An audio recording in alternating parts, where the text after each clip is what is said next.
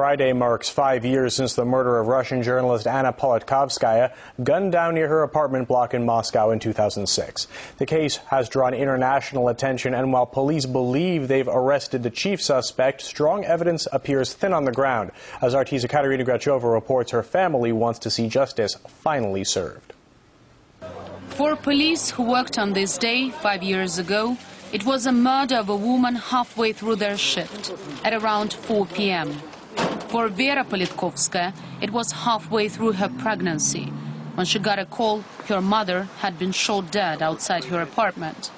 It was a watershed moment in Vera's life, before and after. I was well aware what kind of journalism my mother was into. She would occasionally say, if something happens to me, documents are here, the money is here, here are all the numbers to call. But we never really took it seriously. I was 4 months pregnant, the family was full of hope, and my mother promised that after her first grandchild was born, she would stop going to Chechnya and take up quieter journalistic work. But quiet journalistic work is not something you would associate Anna Politkovskaya with. She investigated corrupt security officials and exposed human rights violations. She helped people win their cases in the highest courts in Russia and in Strasbourg. But the irony is that 5 years later, her own murder still remains unpunished. There have been different periods in the process, both busy, when 10 people were arrested almost simultaneously in 2007, and passive, when nothing was happening. However, the events of recent months give us certain optimism for a successful ending. Successful in terms of finding the mastermind of the murder. I can tell you, if the investigation was as active 5 years ago as it is now, by this time we would have had more evidence. 2011 has indeed been a turning point. In May, prosecutors named a man who is believed to have pulled the trigger. Rustam Mahmudov was arrested in Chechnya after years on the run in Belgium. And shortly afterwards, investigators announced they were close to solving one of the most high-profile slayings in recent Russian memory. A former high-ranking police official, Dmitry Pavlyuchenko, was a middleman who for money agreed to organize a criminal mob consisting of 4 people to carry out the assassination. He kept tabs on Politkovskaya, provided the perpetrator with a gun, and would organize other members of the group.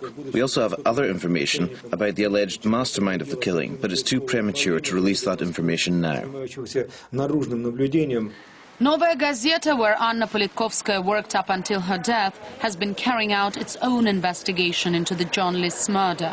The newspaper's deputy editor says it's good that interest in the case is so high both in Russia and abroad, but it's bad when it turns into pressure on prosecutors. We still believe that the 4 people, the Makhmudov brothers and their friend, who were in the dock and were acquitted in 2009, are in some way linked to this murder. But you cannot blame the court's jury for their acquittal.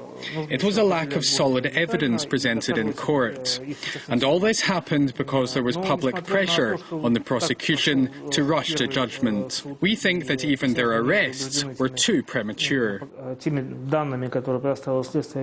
The Russian Supreme Court annulled the acquittal verdict of 2009 and ordered a reopening of the investigation.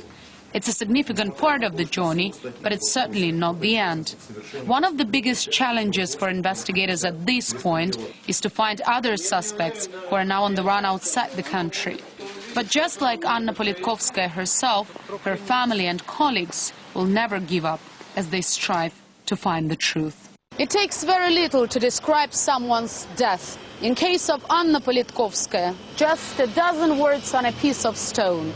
But this journalist's life and her legacy could never fit in a 40 by 40 marble plate. Ekaterina Grachova, RT, Moscow.